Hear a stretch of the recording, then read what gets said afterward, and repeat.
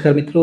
આજે એક ઐતિહાસિક દિવસ એટલા માટે છે કે આજે જે 15 વર્ષની અને આર્યન ઇન્વેન્શનની 2020 મેચ છે તેમાં તેઓ ડેબ્યુ કરવા જઈ રહ્યા છે. તો આજેનું જો કદાચ 100% શક્યતા એવી જ છે કે પેલો 2020 મેચ રમશે જ. તો જો પેલો 2020 મેચ રમશે તો તેઓ માત્ર ઇન્ડિયાના પહેલા એવા ખેલાડી થશે કે સૌથી નાની ઉંમરમાં ડેબ્યુ થશે. આની પહેલા 1989માં સચિન તેંડુલકર, ત્યારે તે 16 વર્ષને 89 દિવસ કે 289 દિવસમાં હતા.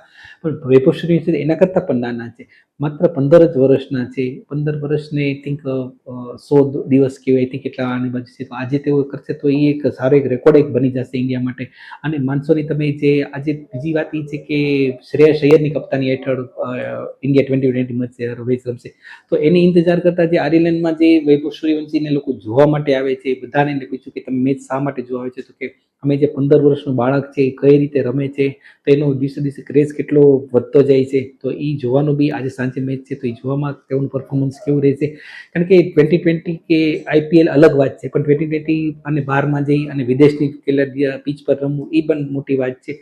તો એ જોવાનું ખૂબ જ આપણને બી ગમશે કે, અને વૈભવ માટે પણ ખૂબ જ મોટું ચેલેન્જ છે કે આગામી દિવસોમાં તેઓ કરશે. બીજી સારી વાત એ છે કે કાલે જ બાંગ્લાદેશ અને ઇન્ડિયા વચ્ચે જે મહિલાઓનો વર્લ્ડ કપ ટુર્નામેન્ટ ચાલે છે તેમાં ભારતે જીતી ગયા છે. મહિલા ક્રિકેટની ટીમ ભારત જીતી ગયું છે અને આ આગામી દિવસોમાં સેમીફાઇનલમાં જવાની આશા એની છે.